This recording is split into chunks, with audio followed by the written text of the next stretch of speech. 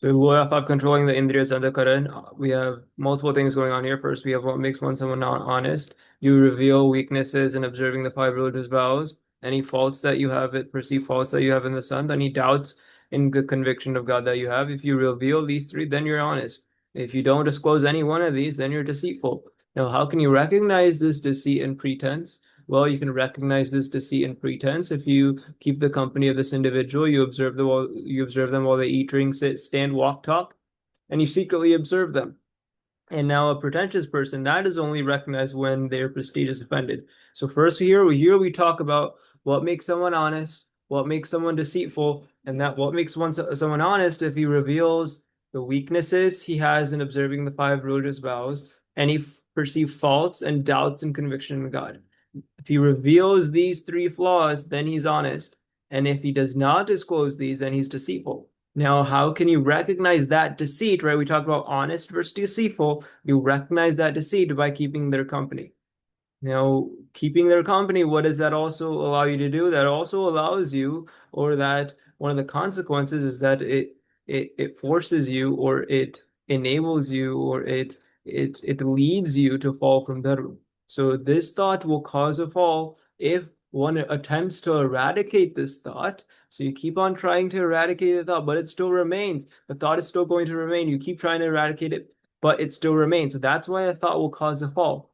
Now, if it doesn't arise for, let's say, 15 days or a month, but then it suddenly arises, right, that will also cause a fall. That will also cause a fall. Now, that will not cause a fall if you only apply the thought process once and it does never arises again.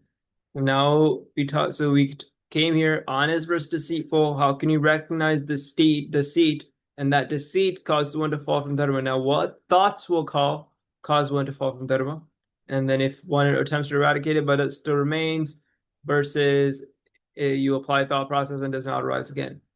Now, now relating this to someone who has a solid foundation. Previously, we described someone who does not have a solid foundation, and that's because they were falling from dharma. They were falling from this. How can you not fall from dharma is when you have a solid foundation. So now, whose foundation is doesn't become solid? So when do you have a solid foundation? Is one who has disposition of imbibing the virtues of a sadhu. So only one with the disposition of imbibing the virtues of a sadhu, or that they imbibe the virtues from the five bhuts, moon, and animals, that is someone who has a solid foundation. And that foundation in satsang becomes solid. And weak foundation is one who does not have that disposition, even if they remain in satsang. So you must have the disposition of imbibing the virtues of a sadhu. Then the foundation of satsang becomes solid. So solid versus weak foundation. What is this? What is this for? Is to have you become stable from not falling from them, right? Having a very stable trajectory and not fall from them, not be be drawn towards those thoughts that cause you to fall from dharma. And again, those are from recognizing deceit versus pretense. Now, what are the three means to control the indriyas and then the kara? So again, what have we established so far? Honesty versus deceit, recognizing honest versus deceit, and then now that deceit, how can you recognize the deceit? And now remember, now that deceit is going to cause what? It's going to cause a fall from dharma. It's going to cause a fall from dharma. And now what thoughts cause that fall? And now what do you not want to do? You don't want to fall from dharma. You want to remain very stable. And so that's why we have a solid foundation. So whose foundation is going to become solid? That's why we have the disposition of imbibing the virtue. So this is the trajectory, the linkage of ideas you need to have down. Three means to controlling the indriyas and the karma. We have Shastra, Sant, own thought process.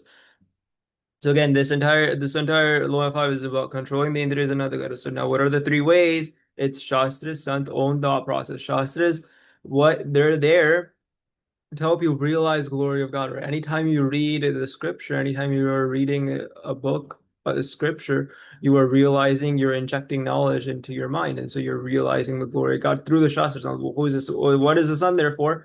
To learn the techniques, right? Ideal role model to learn the techniques for controlling these indriyas. So you keep vision fixed on nose, not listening to worldly thoughts. So this is also what we call fixed point gazing to reduce the mental activity within the mind. And now, not listening to worldly thoughts or techniques for controlling the indriyas, that is what you can get from the role model, which is the sun. Now, own thought process. is also another source for controlling the indrias. Now, why is the, you may think, why is your own thought process? Isn't that hurting you? Well, yeah, but your own thought process can be used in a way to actually help you control the indriyas. How is that so? Now, if you look upon, and it's again, whatever thought you have in mind, when you look upon the sun's techniques positively for your own liberation. So you have the sun is already used to learn a manner for controlling the indriyas. But that can only be applied if your own thought process allows it to do so when you look upon the sun with great positivity, and that this is for ultimate liberation. This is for own's liberation, and you will behave accordingly. Now we have Indriyas and we have Antahkarana. Now, what controls which? Right? We know that physical Indriyas cannot be controlled by controlling the Antahkarana alone, but the Antahkarana can be controlled by controlling the physical Indriyas. So this is anytime you control something physically, you also are able to you also have to be able to have that mental stamina, that mental thought, that mental mindset to be able to perform that physical action. And anything physical that you do first originates from a mental state. And so that is why the undercurrent can be controlled by controlling the physical indriyas. If you control the physical indriyas, you will automatically control an internal state that you have, which is the undercurrent. And now if you control the physical indriyas, then you don't let them even indulge in the vishays, then the undercurrent becomes frustrated, thinks that this type of enjoyment is not going to be possible. So if you don't even have that company, if you don't even let your indriyas indulge in the vishays, you don't let their indriyas indulge in the vishays, then they're not then the vishays are going to think that this type of enjoyment is not going to be possible. That's what the undercurrent is going to think. And now we also have separate ways to control each of these. We have separate ways to control it. So we know that, okay, yeah, controlling the indriyas, if you control your indriyas, you can control the antahkarana. But now we also have, if you wanted to control them separately, distinctly, right? Instead of simultaneously you control indriyas while also control andhakaran. If you want to control them separately, you control the physical indriyas by doing observing niyams, controlling diet, deliberately tolerating cold heat, hunger, thirst, engaging in discourses, engaging in worship, controlling one's posture, other spiritual endeavors. Andhakaran controlled by meditating on one God and realizing oneself to be Atma, contemplating on God's glory. So these are the three ways andhakaran can be controlled, and many ways that the physical indriyas can be controlled. And you can see that there's many more ways that the physical indriyas can be controlled. And why is that? Because if you control the physical indriyas, that is the root cause. That is the root cause for controlling the antahkarana. And so that makes sense why controlling the indriyas actually has a much larger list when we think about how to control them, because they directly lead to controlling the antahkarana. They have a greater significance in when you look at them separately. Now, law 6, purifying the company that one keeps. So law 5, we talked about controlling the indriyas, controlling the andhkarana. We talked about what makes someone honest, whereas deceitful, what are the characteristics, how do you recognize someone with that deceit, and how to have a stable mindset through being able to not have those thoughts that cause you to fall from dharma. And then we talked about what controls which, physical indriyas or antahkaran. And we talked about the three things that are needed, Shastra, Sandh, and own thought process. And we talked about many ways to control the physical indriyas and antahkaran. Now, Loya 6 is purifying the company one's keeps. So we first start off with saying that, hey, the most difficult thing in a satsang is to become ekantik. That's to do bhakti of God along with dharma, jnana, vairagya, bhakti, right? So through four pillars, and to become ekantik. That's the most difficult thing, most difficult thing. Now again, keep the theme in mind so you know where we're going. Keep the theme in mind here is we want to purify the company one keeps. So having the correct company, your surroundings, the people who you surround yourself by, who you look up to, those are your company. That's your company.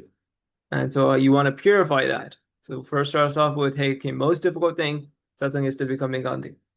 Now, then it goes into saying that, okay, now there's one endeavor in each category, dharma related and God related. So, okay, yeah, we want to become ekantic. To do that, let's separate this entire ekantic dharma part into two things. We have dharma, jnana, vairagya, bhakti, right? This dharma part is a dharma related endeavor. We can think of this as a dharma related endeavor. And then what are we ultimately trying to achieve? It's to do bhakti of God, right? We're trying to do bhakti of God. So this bhakti related endeavor, God related endeavor, is another endeavor. So we have the dharma related endeavor and a God related endeavor. Now, what's this endeavor that we're trying to do? Well, if it's dharma related, then we're trying to maintain the vow of non-lust. And if it's God related, bhakti of God related, then what we're trying to do, conviction in God. And if those endeavors are firmly rooted, then all the other endeavors in all of the God-related bhaktis form. If the dharma-related endeavor of non-lust is rooted and developed, then all of the other endeavors in that dharma category also develop. And now here we talk about what type of thinking to keep. And so conviction of God, so faith in God, faith in God. And where does this faith fall? We have Dharma, Gnana, Vairagya, Bhakti. This is now falling into the Gnan portion. Gnan is also sort of think of you need to in order to have Gnan, you need to have conviction and faith. So conviction of God is you never alter, you reinforce by listening to only the glory of God. So that's the Gnan component. This is the Gnan component. You want to have firm conviction. Never want to alter that conviction and one's own firmly decided plans and desires. Right? So repeatedly alter on the advice of a sadhu. If altered, that's beneficial. If not, then that's detrimental. So your own plans and desires you want to alter and change and change. You don't want to abide by those. So again, this is all in Gnan portion. So you have your own desires and plans that you have awareness of, that you're knowledgeable about, and then you also have this conviction and faith in God that you don't want to alter. And you also have this plan, desire, your own thoughts and plans and desires that you want to continuously keep on altering, because if you don't, then you're just going to listen to what your mind says. But if you're going to mold it into something that what God actually wants, then that's going to be something that's beneficial. And then now we start talking about, okay, what is the company that we want to keep versus avoid? So we go into, you want to avoid Satsangi Paramhans who has faith in God, but believes himself to be body, sadhu who says discouraging things, but even now speaks encouragingly, but may emphasize own efforts. Sadhu lazy, sleeps too much, who talks out of vanity. And now we go into company to seek. So where did we go? What's the mental model picture for this? We first talked about most difficult achievement, and something that's to become a contact to bhakti of God with Dharma Gyan Vairagya Bhakti. Then we move on to saying, okay, now, yeah, we want to do a contact number, right? Now we have to, what are the endeavors in this? Well, in the Dharma related endeavors, if you keep non-lust, then all other endeavors then develop. Now in the Bhakti related or the God related, the conviction in God. Then we move on to sort of, okay, what does that conviction in God actually look like? This is also related to Gnana portion. That conviction in God you never want to alter, but then you also have your own firmly decided plans and desires, which you do want to continuously alter and mold in the direction of faith in God. Then we specifically go into the company to avoid versus the company to seek, and the company who you actually want to have. Then we go into a few of these different. Now company is also related to shastras. Which shastra do you want to study, which to avoid? So the last part talks about that. Now also talks about what places, time, company, actions to avoid, even if God commands. So this is what type of company should, also goes into what kind of company, which is also place, time, action, company should you avoid. Should you avoid? And then another part of this is is talking about when to desire slash not desire the darshan of God. So this is also a form of company. This is also a form of company, right? Having the darshan of Son, God and Son, that is a form of company.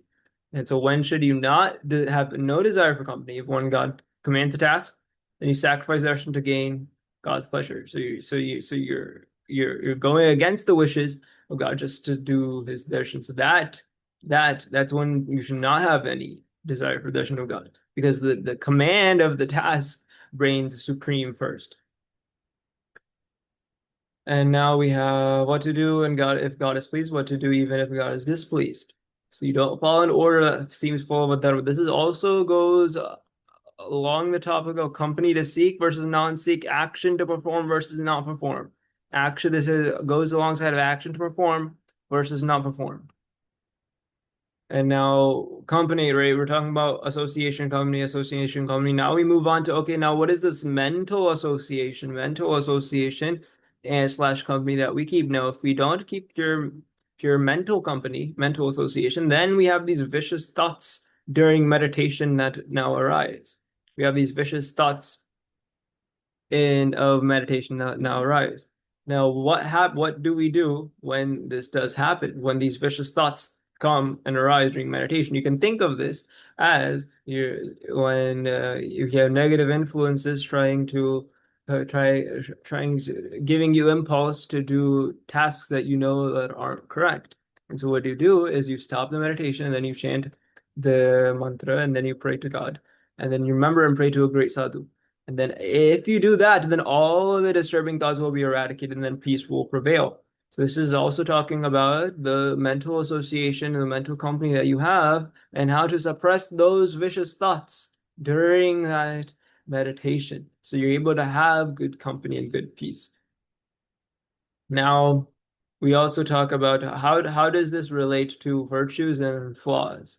Well, you want to keep what company do you want to keep? You want to keep the company of individuals who have good virtues, and you don't want to keep the company who have flaws or who have negative attributes.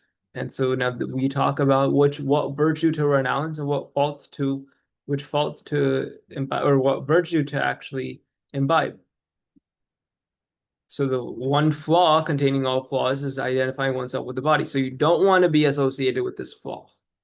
And now optimization, you do want to have this virtue. So you want to be associated with this virtue of optimization. You want to let go of the desire to identify oneself with the body. So that is also a certain type of company. So we talked about there's many different forms of company here in this specific OS 6. Talk about purifying. So let's mental model is the most difficult thing in satsang is to become Nikantik. We go through the many different pillars, right? Dharma related endeavor, Gnan related endeavors, conviction of God. Now we go specifically into company to avoid versus keep. And then also company, when do you do darshan of God? When do you not have a desire to doing darshan of God? And then we also go into suppressing thoughts during meditation.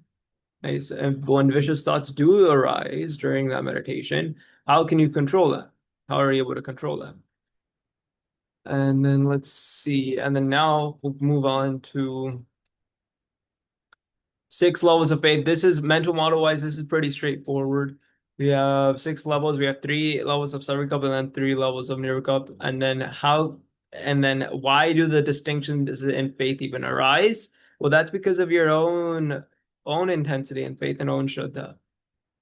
And now can this lowest faith become the highest? And how can it be? So the mental schema here of this is actually pretty simple. We have the 3 levels of Sarikap Nirvikap faith. We have how do those distinctions in faith that we saw between the 3 levels, how do they actually arise? And then how can now the lowest level of faith, if someone has the lowest level of Sarikap faith, how can that become the highest level of Nirvikap faith? And that can develop, that can develop. Now we have reverence and condemnation. Reverence and condemnation. This is all about aversion towards bunch cliches, but this is reverence. The reverence, respect, and then condemnation is critique or criticizing. And what do you want to have a strong aversion for? So you can think of this as when does an individual fall from satsang? So that's the condemnation part, is the falling or the criticizing or the critique. And now what is that fall? Is believing yourself to be the body. Poison to milk analogy. Poison milk analogy. And now what is the someone who you would have reverence for is one whose mind never becomes perturbed, even amidst the most adverse circumstances. And if this is the case, then that is someone who you have great reverence for, who is a virtuous individual.